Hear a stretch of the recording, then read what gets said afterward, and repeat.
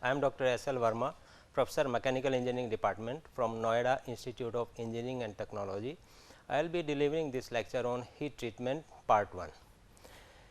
The contents of this will be why the heat treatment process, heat treatment principle, then objective of heat treatment, types of heat treatment, microstructure of phase, types of quenching media, factors affecting quenching media and effects of quenching medium. Right. The heat treatment process. For the heat treatment, we want to modify the mechanical properties of the material. The properties we want to enhance or some of the properties which are undesired for the material, we want to remove them or we want to reduce them. For example, in case of gears, we want the hardness to be there, so that the wear of the gears will be low. That means, life of the gears will be high, but in case when we are forging the gear, that time we want the material to be in its soft state. Soft state means the material which is inherently hard, we want to make it soft. That means, we carry out some heat treatment by which the material's hardness comes down. That means, easily it will be forged or easily it will be transformed into the next structure. So, for that we will carry out the heat treatment, that is annealing. So, according to the requirement, the different heat treatment processes, they can be carried out. For example, hardening, that means we want to increase the hardness, or annealing when we want to reduce the hardness and increase the softness. This is desired so that we can carry out our processes easily and with less efforts. For the material, generally it is carried out on steel. The minimum carbon percentage has to be there, so that it can respond to the heat treatment. The minimum amount of carbon supposed to be there is 0.4%. In case the carbon percentage is less than 0.4%, the material, that is plain carbon steel, it will not be responding to the heat treatment. So, the critical amount of carbon in the steel should be at least 0.4% or higher side. The carbon and iron, this is an alloy, and in this case the alloy is interstitial alloy, because the size of the carbon is small in comparison to iron. The radius of the carbon is 0.7 angstrom, which is approximately 59% less than the iron atom. So, the plain carbon steel is alloy of carbon and iron, which is interstitial alloy. Now, you see, when we carry out the heat treatment, the tensile strength of the material increases. The tensile strength of the material increases, but as the percentage of carbon increases, the percentage elongation it comes down. Similarly, when you carry out the heat treatment with the percentage increase in carbon, the Brinell hardness number, that means hardness of the steel, it increases and it continues increases, but there is a optimum point where it is maximum, it is somewhere 1.0 to 1.2%. On the y axis, it has been shown the strength Newton per mm square and the percentage of phases. You can see here the perlite phase, which is increasing from 0 to certain maximum value, and over it, it is the ferrite phase. The ferrite phase is soft in nature, that means hardness of the ferrite phase is less comparing to perlite. The other structure of the perlite and the ferrite we will be seeing in the next slides. The principle of heat treatment. So, basically in case of heat treatment, we are heating the material to certain temperature, then holding it there for some time, that is referred as soaking period.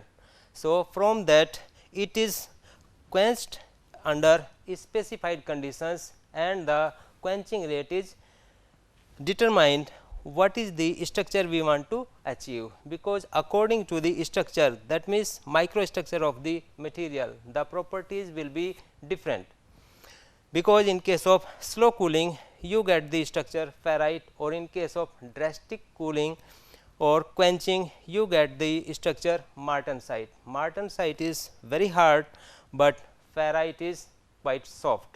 So, according to the structure, the mechanical properties of the material will be different. In this heat treatment, basically we change or we achieve the mechanical properties of the material by changing the microstructure of the material. So, by heating, holding for certain time, that is soaking, and under the quenching rate, the microstructure of the material will be transforming. This you can see in the large furnace, the components are being heated, and this is one of the component. It is the photograph of the component which has been heated to the desired temperature. So, from there it will be carried in the quenching. This is the large tank for quenching. So, that means the quenching media is there and the component which has been heated to certain temperature, and then we carry out the third step, that is quenching. So, large tank is there which is filled with the media. That means, any irregular shape of the component when it is being quenched, there is no problem. Generally the quenching media is water, or it can be other media, as we will be discussing further.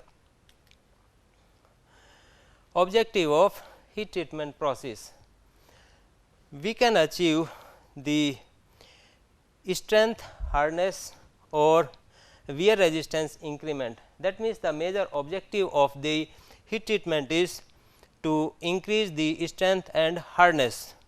This is carried out by carrying out the heat treatment of bulk hardening or surface hardening. There is a difference between bulk hardening and surface hardening. In case of bulk hardening, whole of the material will be transforming to different microstructure. That means, hardness of the material will be increasing from the surface up to the core. But in case of surface hardening, only the surface of the material will be hardened. That means, core of the material will remain soft or what it was previously before we carried out the heat treatment. This is especially surface hardening is required in case of gears, because in case of gears, the core of the gear we want to remain tough, so that it can absorb the shock loading, but this surface where the teeth are making in contact, so that surface we want it to have the higher hardness. So, for that we carry out the surface hardening heat treatment. So, because of the hardening heat treatment, the strength and hardness of the material will be increasing, whereby it will be able to have high wear resistance. The next objective of the heat treatment is to increase ductility and softness. By increasing the ductility, the material can be transformed easily into other shape. For example, when we carry out the forging process, the material, the tonnage of the press, it will be less in case the material is ductile. So, by carrying out the heat treatment, that is tempering or annealing, we can reduce the hardness, so that ductility of the material improves. That means, the tonnage of the press or the forging machine where the reshaping of the material is being carried out, it will be easy with less power. The next is to increase the toughness of the material. That means, by increasing the toughness, the shock resistance of the material will be improved. That means, it will not fracture. That means, brittleness of the material is reduced somewhat, whereby tempering process. That means, by tempering we increase the toughness of the material. Now, the next major objective of the heat treatment is to obtain the fine grain structure. This is done by carrying out the heat treatment, that is normalizing. So, in case of normalizing, the fine grain structure of the material is achieved, and because of the fine grain, the fatigue strength of the material improves. The next objective of the heat treatment process is to remove the internal stresses. That means, in case of long size or the large size structures where the welding has been done. So, in case of welding, the uneven heating and cooling takes place. This results in internal stresses. So, these internal stresses are to be taken care of, that means, they are to be removed. So, these are removed by stress relief annealing operation or by carrying out the normalizing. The next one is to improve the machinability of the components. What do you mean by machinability?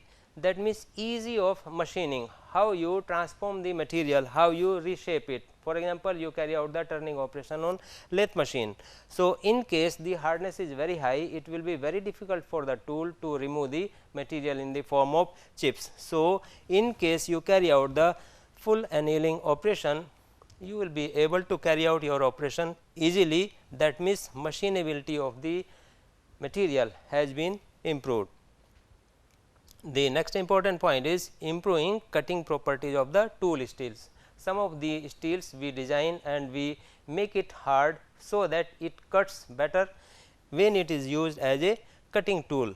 So, in that case, hardening and tempering both are carried out on the material. So, that hardness is increasing and tempering, this will reduce the brittleness, that means, increase the shock resistance capacity of the material. The next improvement is surface properties.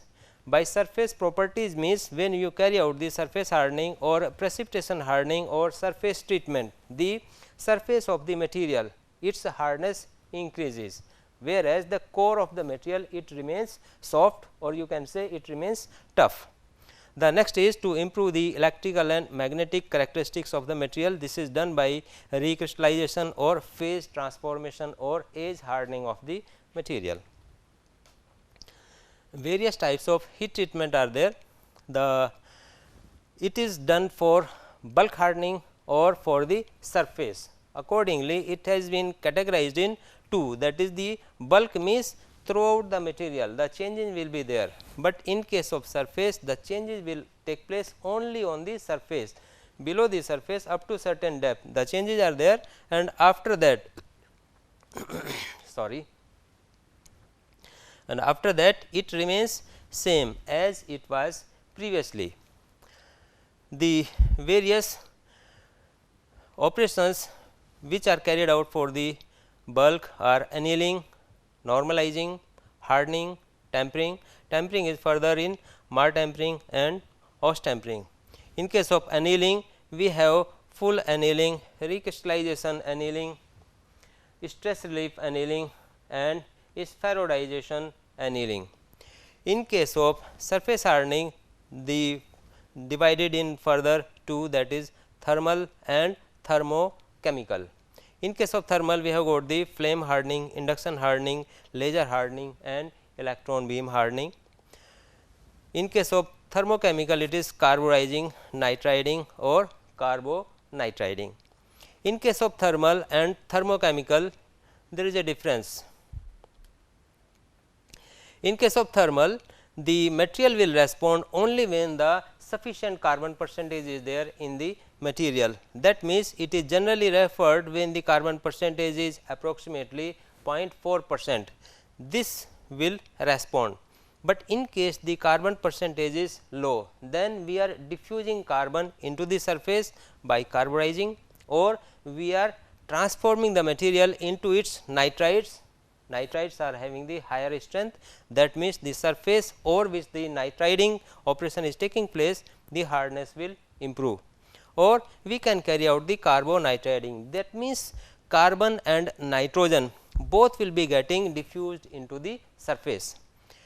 Again, this will decide up to what depth the carbon and nitrogen gets diffused into the surface. That means, up to what depth you want to improve the surface characteristics, that will be decided for how long the operation is being carried out. Important phase is in iron carbide system. So, these are perlite. What is perlite? When steel with the eutectoid composition forms at 727 degree centigrade, it produces a lamellar two phase mixture. This is referred as perlite. Perlite has got the alternate layers of ferrite and cementite.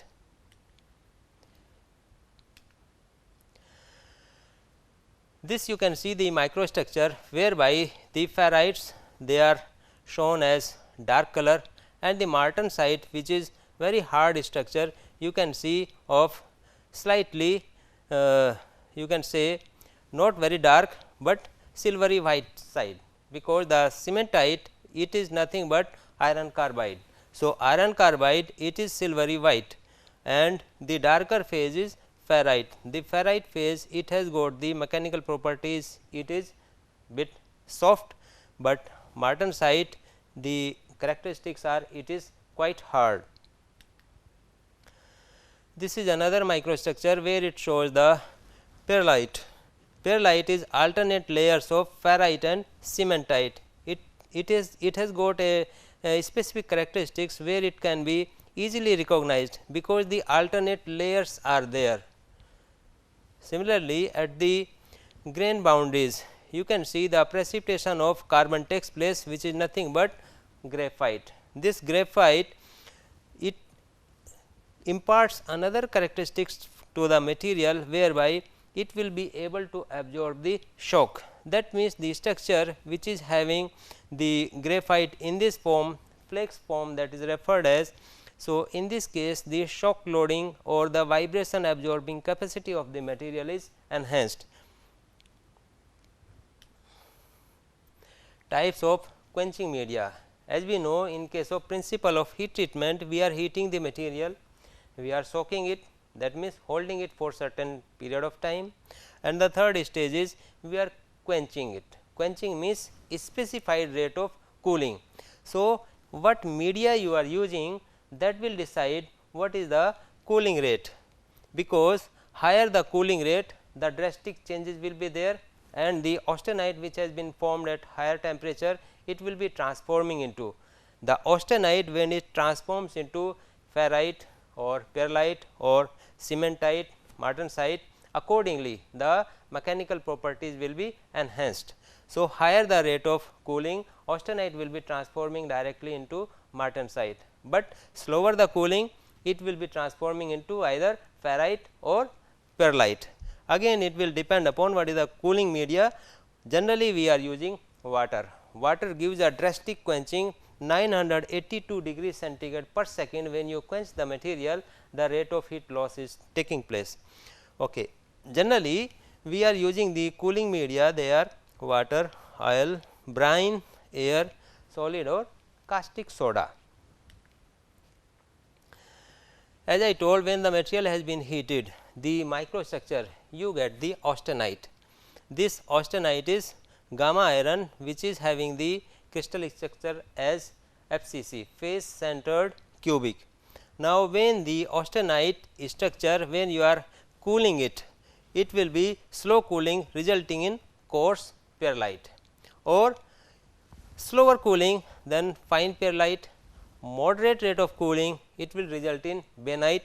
Bainite structure is harder than coarse perlite, and coarse perlite structure is soft than fine perlite. That means, you can say the order is increasing hardness. Similarly, when the austenite it is rapidly quenched, it will result into martensite, but martensite is extremely hard. So, when the structure which has got the complete martensite, it cannot be generally used, because it is accompanied with brittleness. So, again some other heat treatment is carried out, whereby by reheating it is resulting in tempered martensite. Tempered martensite means it is having the hardness, at the same time toughness is quite high. That means, usable characteristics of the steel is achieved when it has been tempered martensite. That means, microstructure of tempered martensite gives the adequate structure or adequate properties. Factors affecting quenching. The cooling rate of an object depends on many things. The cooling rate depends upon the size, the composition, initial temperature of the part, and final properties are the deciding factors in selecting the quenching media. In case the shape of the component is very complex, then mass effect will be resulting, because where the cross section area of the component is less, that means it will be reaching to the room temperature quickly, that means rate of quenching is very high. This will be resulting in another structure, but where the cross section of the component is thick. So, there a rate of cooling will be slightly different, that means slower rate of cooling will be resulting where the thick cross section of the material is there. So, there the hardness will be less, but where the cross section area is small, the hardness will be high, because quick rate of quenching. So, this being the same material, being the same temperature initially when it has been heated and the same quenching media, but hardness varies according to the cross section of the material. This is referred as mass effect. That means, mass effect results because of irregular or different cross section area of the component. Even though parts are the same size, those containing holes or recesses cool more rapidly, and this more rapidly cooling results again in mass effect. The composition of the metal determines the maximum cooling rate possible without the danger of cracking or warping. This is another problem when you carry out sudden quenching. The irregular shape of the components, this may result in warping. Warping means distortion, or it may result in cracking. Cracking means the surface will get spoiled because of cracks. Again we have to carry out some machining, or we have to change the operation. So, when you carry out drastic quenching in water, this may result, or it is having a danger of cracking or warping. So, then we change the quenching media. Again this critical cooling rate in turn influences the choice of the quenching medium. Quenching medium, it can be water, as you have seen earlier. It can be water, oil, brine, air, solid, or caustic soda. Generally we are using water as a quenching medium, because it is easily available and the rate of quenching is very drastic. Secondly, when you use water, there are some problem associated with it, because water easily it turns into gaseous phase, and when the gaseous phase it is there, this results in soft spots on the surface. What is soft spot? As you can see here, this is heated component. When it has been submerged, when it has been quenched into the water, you can see the bubble formation is taking place. So, these bubbles are nothing but there is a change in media on the surface of the component. That means, there the rate of quenching is slower, and this results in different characteristics. But when the spot is not there, the bubble formation is not there, there the liquid is in direct contact with the surface and rate of heat transfer is drastic. So, this will result in different characteristics, but where the bubble formation has taken place, there the hardness is less. This is referred as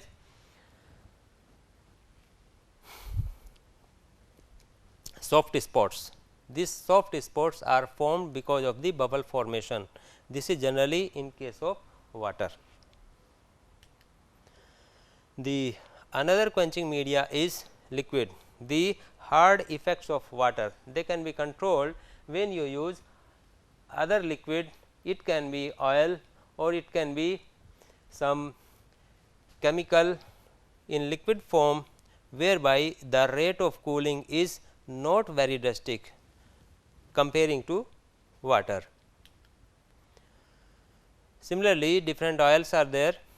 So, in case of this, the rate of cooling is 40 degree centigrade or 65 degree centigrade, as you change the viscosity of the media. The another type of cooling media is air, simply air. This is the arrangement shown here. You can keep your part on a structure, and from the lower side the high speed cooled air is passing through. So, this air is surrounding the component and the component temperature is coming down, but at a very slow rate. This is referred as quenching in air. By increasing the speed of the air, the rate of cooling can be increased, or if it is left in still air, the rate of cooling will be slower.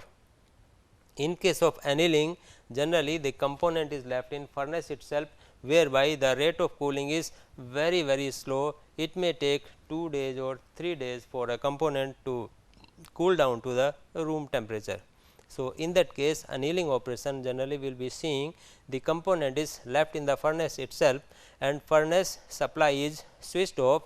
So, cooling takes place very slowly. It is drastic slow cooling that will result in another structure that results in very soft state of the material. Generally for the crankshaft forging, we carry out annealing operation so that the softest state is achieved, and the dies or the press forging where we carry out, the tonnage of the forging machine will be less. That means ease of working.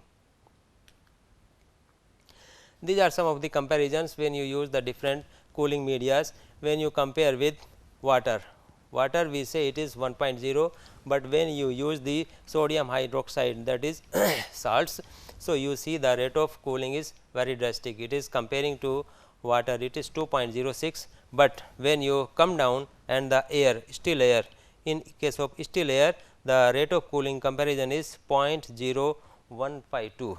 That means, as you continue increasing upward and reach up to water. So, accordingly, according to the material, according to the shape of the part, you can decide what the quenching medium one has to select. The flash point and fire points, these are the chemical characteristics of the material whereby it may catch fire. That means, इतना temperature उसके ऊपर में नहीं जाना चाहिए. Effect of quenching medium, as I said, the quenching medium, that means rate of cooling of the component, that transforms the material into what kind of microstructure, that is medium, air, oil and water. This is medium. Severity of quenching, small, moderate and large, and then hardness again small, moderate and large. That means, when you carry out your quenching in air, the hardness will be small, but in case of water the hardness will be achieved large. So, this severity of the quenching, that means water is most severe and air is least severe, oil is in between. This is the microstructure which indicates the hardness of the face. The indentation mark is very small, but as you move away from the surface, the indentation mark, its area is very large. This large area indicates the hardness is less, that means softness is high here, but as you move towards the surface, the area of the indentation mark is very less. This indicates the hardness is high. These indenters, these are used for the constant loading. Thank you for my lecture on heat treatment. Thank you for bearing with me, even though my throat has been very sore. Thank you very much.